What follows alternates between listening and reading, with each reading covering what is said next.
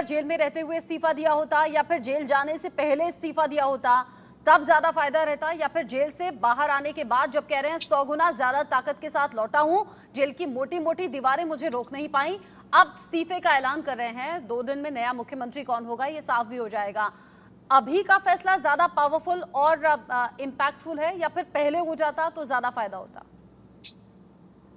देखिए, फायदा और नुकसान तो जब चुनाव होंगे विधानसभा के तभी पता चलेगा।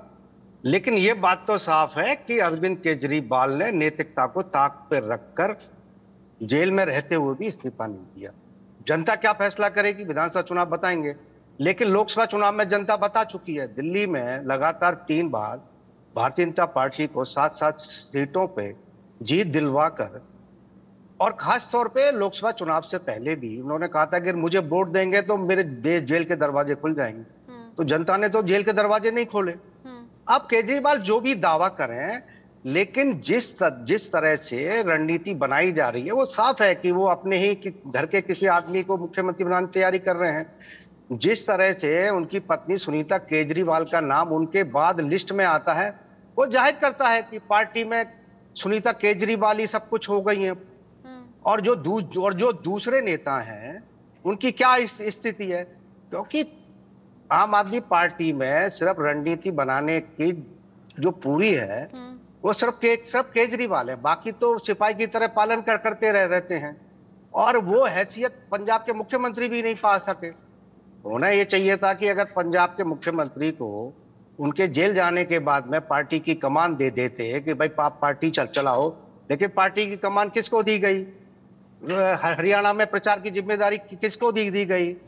और जहां तक बात है हरियाणा विधानसभा चुनाव में क्या होगा, तो कांग्रेस ने, जिसने दिल्ली में लोकसभा चुनाव मिलकर लड़ा, हरियाणा में लोकसभा चुनाव मिलकर लड़ा, आम आदमी पार्टी की हैसियत 5 सीट से ज्यादा भी नहीं समझी। इस कारण समझौता टूट गया, समझौता नहीं हुआ। आम आदमी पार्टी 2019 के विधानसभा चुनाव में क्या हालत रही, 90 सीट पे लड़ी और आधा प्रतिशत भी वोट हासिल नहीं कर पाए आम आदमी पार्टी के उम्मीदवार।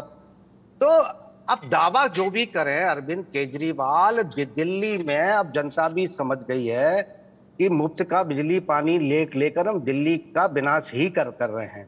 जनता भी ये मान के चल रही है। और जिस तरह से अब संजीव जी कह रहे थे कि आम आदमी को कैसे इलाज में फायदा मिल रहा है, आम आदमी क्लिनिक है, अरे आप क्लिनिक की बात छोड़ दी, अब दिल्ली के बड़े बड़े अस्पतालों में जाके स्थिति देख लिए क्या हालत है।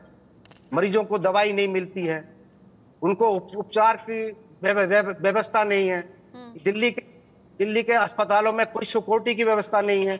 वहां अब अपराधी जाते हैं, गोलियां चलती है, मारे जाते हैं। मुझे तो हर एक पार्टी और हर एक नेता एक जैसा लगता है। आप कह रहे हैं कि ये सब खामियां यहाँ पर हैं। मुझे किसी भी एक स्टेट का नाम बता दीजिए, एक भी जगह का नाम बता दीजिए जहां पर ये सारी सुविधाएं बिल्कुल अच्छे तरीके से लोगों तक पहुंच रही हो और कोई खामी ना हो। क्योंकि जब बात पार्टी की और आपस में टकराव की आती है तो बस ये देखा जाता है कि एक दूसरे पर छीटाकशी हो रही है, एक दूसरे की कमी निकाली जा रही है। अभी दिल्ली की सड़कों का और पानी का जिक्र कर दिया, अवधेश जी ने ये जिक्र ही नहीं किया कि फरीदाबाद में कैसे एक गाड़ी पानी में डूब गई जहां बैंक मैनेजर और कैशियर की मौत हो गई, 2 दिन पहले की खबर है। तो एक दूसरे पर आरोप प्रत्यारोप करना बहुत ईजी होता है, लेकिन ऐसी कोई भी व्यवस्था जो एकदम स्मूथ चल रही हो पूरे देश में कहीं नहीं मिलेगी आपको। ये बात आप बिल्कुल सही कह रही हैं कि हरियाणा में अगर हम खास तौर पे दिल्ली के आसपास के इलाके देखें तो बरसात में नरक बन जाते हैं, चाहे गुड़गांव हो, चाहे फरीदाबाद हो, चाहे बहादुरगढ़ हो। दिल्ली के चारों तरफ जाना मुश्किल हो जाता है। ये जो फरीदाबाद में घटना हुई है वो हरियाणा सरकार की पूरी पोल खोलती है। हम एक पत्रकार के तौर पे किसी पक्ष का, हम तो जो घट रहा है, जो सामने है, उसकी ही समीक्षा करते हैं। हम किसी का पक्ष नहीं लेते हैं, ना किसी की बेवजह आलोचना करते हैं। हाँ, मेरा मानना है कि हरियाणा सरकार भी बड़े बड़े वादे करने के बावजूद जो दिल्ली के नजदीकी इलाके हैं, सीमा से सटे इलाके हैं, वहां सुविधाएं देने में पूरी तरह नाकाम रही है, इसमें कोई शक नहीं है।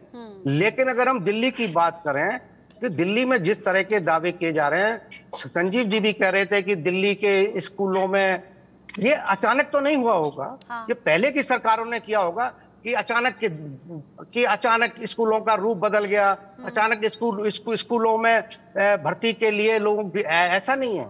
कांग्रेस के जमाने में भी सिफारिश लगा के सरकारी स्कूलों में भर्ती हुआ करती थी। हाँ। शीला दीक्षित की गवर्नमेंट के समय भी बहुत अच्छे रिजल्ट आया क्या करते थे।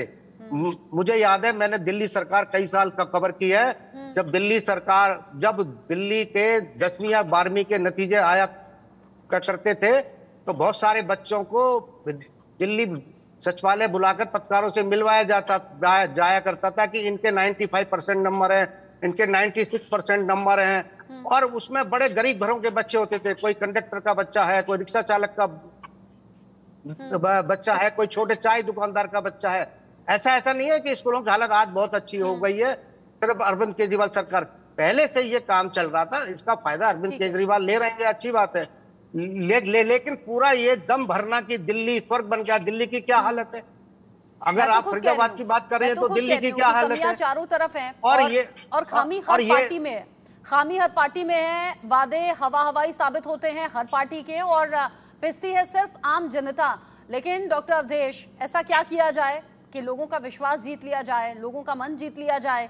एक इमोशनल अप्रोच भी मुझे लगता है अरविंद केजरीवाल ने अपने इस्तीफे के फैसले में की है, क्योंकि जो तबका, जो लोग सपोर्ट करते हैं वो इस तरह के शब्द सुनकर ही बड़े इमोशनल हो गए होंगे। इमोशनल कार्ड इससे पहले भी अरविंद केजरीवाल ने खेले हैं, चाहे वो जेल के भीतर रहते हो या जेल के बाहर आकर हो।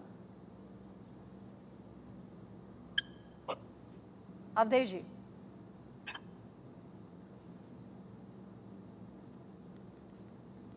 अवधेश जी, अवधेश जी, आवाज आ रही है आपको? अवधेश जी तक आवाज नहीं पहुंच पा रही है। संजीव कौशिक जी से मैं ये सवाल कर लेती हूँ। संजीव जी, इमोशनल कार्ड खेलना कई बार मास्टर स्ट्रोक साबित होता है। जी, आवाज आ रही है। अच्छा, अवधेश जी जवाब दे दीजिए फिर आप।